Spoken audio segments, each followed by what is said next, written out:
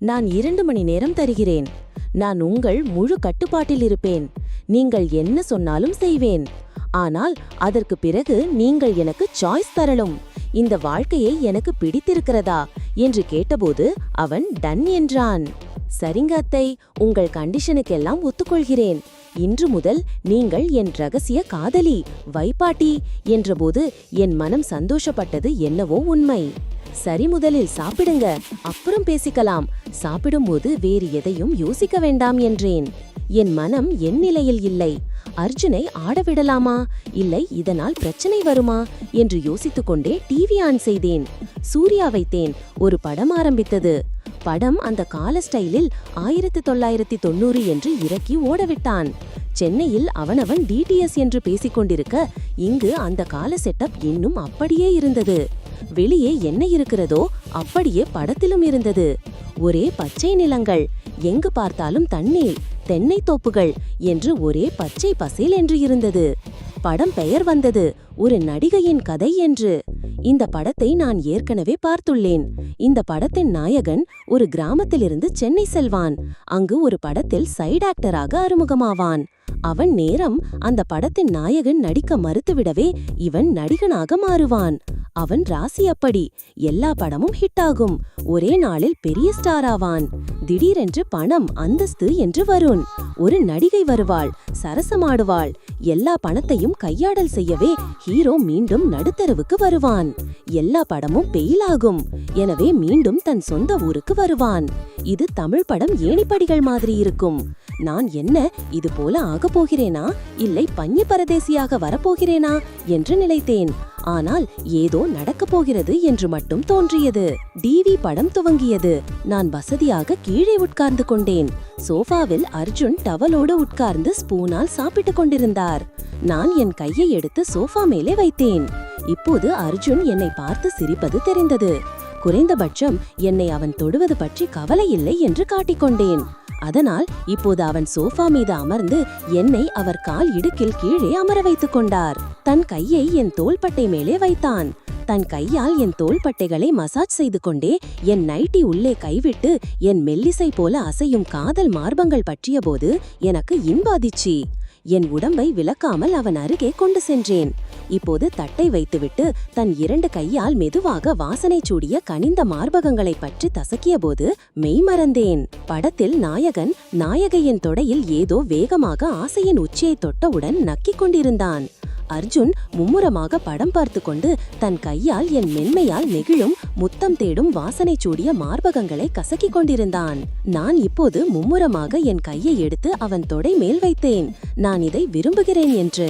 இப்போது அவன் மிக தைரியமாக என் மெல்லிய முத்தங்களால் நனைந்த அவளது மார்பகங்களை கசக்க ஆரம்பித்தான்.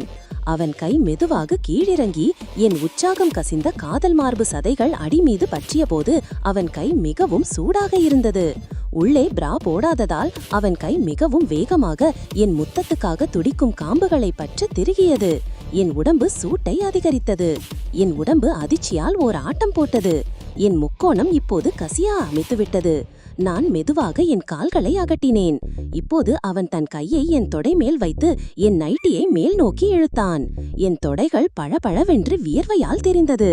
அவன் கைகள் என் தொடைகளை மேலே இருந்து தேக்க ஆரம்பித்தது. என் உடல் அந்த குளிர் அறையில் நெருப்பாக கொதித்தது. மெதுவா என்று மெதுவாக அவன் காதில் கிசுகிசுத்தேன். முதலாக நான் அவனிடம் பேசினேன். அவன் அதை பற்றி கவலைப்படாமல் தன் டவலை கழத்திவிட்டான். இப்போது ஒரு 6 அடி திசை மாறாத மனிதன் டார்சான் போல நிர்வாணமாக இருந்தான். நான் கீழே அமர்ந்திருந்தேன்.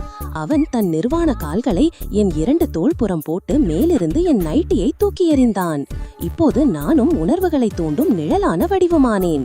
மேலிருந்து அவன் கை என் மெல்ல திறக்கப்பட்ட அத்திப்பழத்தில் மேட்டில் பட்டது.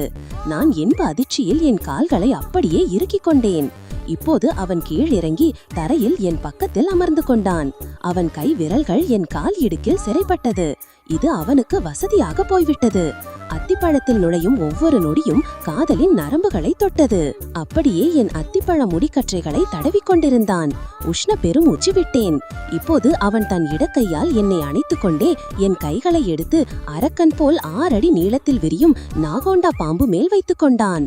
நான் மெதுவாக அந்த பரிணாமங்களை கண்டுபிடிக்க முயற்சி எடுத்தேன். அதன் நீள மாற்றும் அகலங்களை என் கையால் அளவெடுத்தேன். நன்றாக விரைத்திருந்தது. அதை அப்படியே என் கையால் அமுக்கினேன். என் நுனி விரலால் அப்படியே நிமிண்டினேன். அர்ஜுன் மிகவும் தைரியமாக தன் வெப்ப மண்டலத்தில் ஆழ்ந்த பாம்பை என் 2 கைகளில் ஒரு பரிசு தருவதை போல கொடுத்தான். அண்டா வாங்குவோருக்கு தம்பல் இலவசம் என்பது போல அந்த பாம்புயோடு நெருப்பு எரியும் 2 முத்துகளும் வந்தது. நான் முதல் முறையாக அவன் மெல்லிய நெகிழும் காம வெடிகுண்டாய் மாறிய பாம்பை பிசைந்தேன். எவ்வளவு நாளாயிற்று! அவன் ஆசையின் சூட்டில் நொறுங்கிய பாம்பு மிகவும் சூடாக இருந்தது. அதே சமயம் ஒரு இரும்பு கம்பியை நேரங்காலம் தெரியாமல் அந்த அட்வர்டைஸ்மெண்ட் ஞாபகம் வந்தது போல உறுதியாக இருந்தது. என் கையால் அதை பிடித்தேன். இப்போது அர்ஜுன் மெதுவாக அசைந்து தன் காமத்தில் நெருப்பு பரவும் பாதையை காட்டும் பாம்பை என் கைக்குள் அடர்த்தினான். அப்படியே அவன் நுனியை பிசைந்ததில் அவன் பாம்பு லேசாக கசிந்தது. இப்போது அவன் கை வேலை செய்ய ஆரம்பித்தது. அவன் ஒரு கை விரல் என் அத்திப்பழத்தின் ஓட்டை வழியாக உள்ளே சென்றது. மெதுவாக வலக்கை விரலால் என் அத்திப்பழத்தின் ஓட்டையில் வேகமாக அசைத்தான். நானும் என் காலை குறுக்கி அந்த ஓட்டையை சிறிதுபடுத்தினேன். அவன் அதையெல்லாம் தாண்டி இப்போது வேகமாக ஆட்ட ஆரம்பித்தான். என் உடம்பு விரைத்து கொண்டது. அவன் விரல் வேகம் அதிகரித்தது. என் முக்கோணம் கசிந்து அமுதம் ஊற்றாக வழிந்தது. அதை பற்றி கவலைப்படாமல் அவன் ஒரு பாட்டில் உள்ளே கைவிட்டு குலுக்குவதை போல குலுக்கினான். அவன் குலுக்க குலுக்க என் உடல் பின்னோக்கி போனது. இப்போது அவன் குலுக்குவதை நிறுத்தினான். என்ன செய்ய போகிறான் என்று மனம் பதைப்பதைத்தது. எழுந்து நின்றான். என்னை கீழே பார்த்து கொண்டே என் முகத்தை மேலே தூக்கினான். எனக்கு புரிந்துவிட்டது. நான் என் உடம்பை குறுக்கி அவன் மடியில் முகம் பதித்தேன். என் முகத்தை அதன் அருகில் எடுத்து சென்றேன். அவன் என் வாயில் அதை வைத்து அமுக்கிக் கொண்டே தன் 2 கையால் என் தலையை பிடித்து கொண்டான். எனக்கு வேறு வழியே இல்லை. நான் அவன் பாம்பை சுவைக்க ஆரம்பித்தேன். தேவதை ருசிக்கணும் என்று சத்தம் போட்டுக்கொண்டே அவன் அடிக்க ஆரம்பித்தான். தேவதை, உனக்கு உன் மாப்பிள்ளை கேட்குதா என்றபடியே இழுத்து அடிக்க போது அந்த 8 இன்ச்சு ருசிக்கு கொஞ்சம் கஷ்டம்தான் பட்டு போனேன். எப்படித்தான் என் மகள் தாங்குறாளோ என் சிறன் மகள். பிறகு அவன் ஏற்கனவே சூட்டில் இருப்பதால் சிறிது நேரத்தில் அவன் தேன் என் வாயில் பீச்சி அடித்தது. சூடான அமுதம் பீச்சி அடித்தது போல இருந்தது. அதை முழுதும் வாங்கிக் கொண்டேன். சிறிது நேரம் அப்படியே இருந்தேன். அவன் கடைசி சொட்டு விதை திரவம் விட்ட பிறகு மேல் போர்த்தியிருந்த போர்வையை எடுத்தான். என்னை பார்த்து சிரிப்பபடியே என் வாயில் கசிந்து கிடந்த தேன் துளியை துடைத்து விட்டான். நிமிர்ந்து பார்த்ததில் டிவியில் படம் இன்டர்வல் போர்டு இருந்தது. என் வாயில் வைத்து விதை திரதை உமிழ்ந்தவுடன் அர்ஜுன் தளர்ந்தான். சிறிது நேரம் கழித்து என்னை அப்படியே அங்குள்ள பாத்ரூமுக்கு தூக்கி சென்றான். அங்கே ஷவர் அடியில் நிற்க வைத்தான். அப்பப்பா, சில்லென்று தண்ணீர் பட்டதும் உடம்பு ஜில் என்று ஆகிவிட்டது.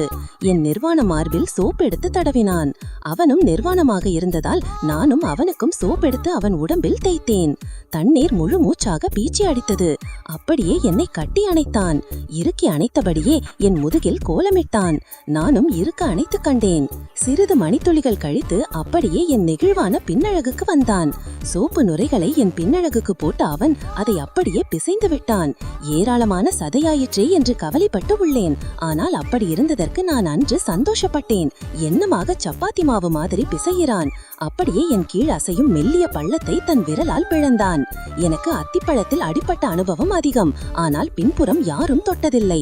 இந்த இன்பம் புதுமையாக இருந்தது. ஒரு விரலால் அழுத்திய அவன் இப்போது 2வது விரலையும் வைத்து அழுத்திய போது லேசான வலி. முதல் முறையாக கன்னித்திரை விலகிய போது எப்படி வலித்ததோ அதே போல. ஒரு கையால் பிஸ்ட் செய்தபடியே இன்னொரு கையால் என் நெகிழ்வான பின்னழகை பிசைந்து கொண்டிருந்தான். நான் என் 2 கையையும் அவன் மேல் போட்டு ஒரு கொடி தன் ஆதாரம் மேல் பற்றியிருப்பதைப் போல இருந்தேன். இதனால் அவன் பாம்பு மேலும் விரைப்பானது. மேலும் அது தன் பழைய நிலைக்கு வந்தது. இப்போது தண்ணீர் பிடித்து நன்றாக அவன் பாம்பு முனையை கழுவினேன். அதன் துவாரத்தை நன்றாக கழுவினேன். சோப் எடுத்து அதினில் தேய்த்தேன். உடனே அது விஸ்வரூபம் எடுக்க ஆரம்பித்தது. இப்போதுதான் அது எவ்வளவு கனம் என்று உணர்ந்தேன். அதன் நரம்புகள் எல்லாம் தெரிந்தன. பழைய நிலைக்கு வந்ததால் அவன் கானை தூக்கி